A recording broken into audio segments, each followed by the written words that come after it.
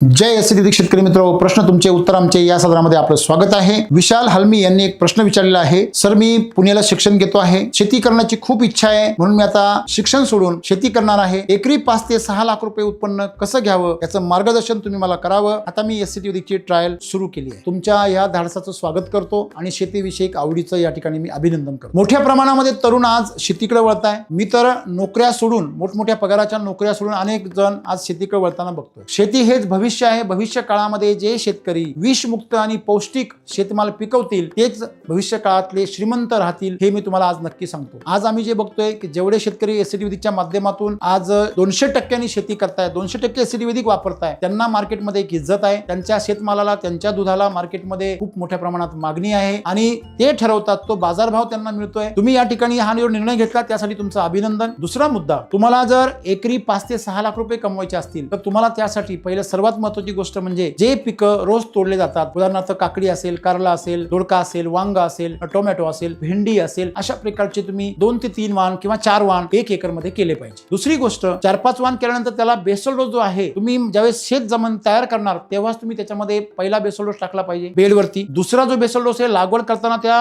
रोपापाशी टाकला पाहिजे। असे कमीत कमी 1.5 किंवा 2 बेसल डोस सम्राटचे एकरामध्ये पहिल्याच वेळेस लागवडीपूर्वी टाकले पाहिजे। मग त्याचं प्रमाण काय आहे? एकरी साधारणतः 15 बॅग कृषी अमृत आणि RNPH 3-3 किलो आणि सम्राट शक्ती मिराकल ह्युमस गोल्ड हे जे आहे याचं प्रमाण तुम्हाला वापरायचंय एका बेसल डोस साठी 3-3-2-2। आता हे सगळं मिक्स केल्यानंतर हा सम्राट बेसल डोस तुम्ही बेडवर आथरला आणि दुसरा तुम्ही जो अर्धा करणार किंवा जो पूर्ण करणार तो तुम्ही ज्या ठिकाणी लागवड करणार त्या ठिकाणी टाकणार आहात। लागवड केल्यानंतर त्याला सॉइल चार्जर एनर्जी बूस्टर याचं एकरी 2 लिटर आणि अर्धा लिटर अशा प्रमाणामध्ये मिक्स करून अमृत जलच्या पाण्यामध्ये ते मिक्स करून तुम्हाला त्या ठिकाणी ड्रेंचिंग करायचं आहे। बेसल डोस टाकल्यानंतर सॉइल चार्जरचं ड्रेंचिंग आहे ते तुम्हाला साधारणतः एक 4-5 दिवसांनी तुम्हाला रिपीट पहिले 15 दिवस करायचं आहे। 2-3 वेळा तुम्ही सॉइल चार्जरचं ड्रेंचिंग करा। मधल्या काळामध्ये LSQ शिलाजीत ही ट्रीटमेंट कशी करतात हे समजून घ्या। तुम्ही बेसल डोस जो आहे तर दर 2 महिन्यांनी आणि LSQ ट्रीटमेंट जी आहे ती 2 बेसल डोसच्या मध्ये अशा प्रकारे तुम्ही रिपीट करत राहा। अशा प्रकारे तुम्ही जर ती शेती केली भाजीपाल्याची तर तुम्हाला या सर्व भाजीपाल्यातून रोज 3 ते 4 हजार रुपये उत्पन्न सहज मिळू शकतं। अशा प्रकारे तुम्ही ज्या अपेक्षा आहे शेतीमधल्या सगळं पूर्ण करू शकता।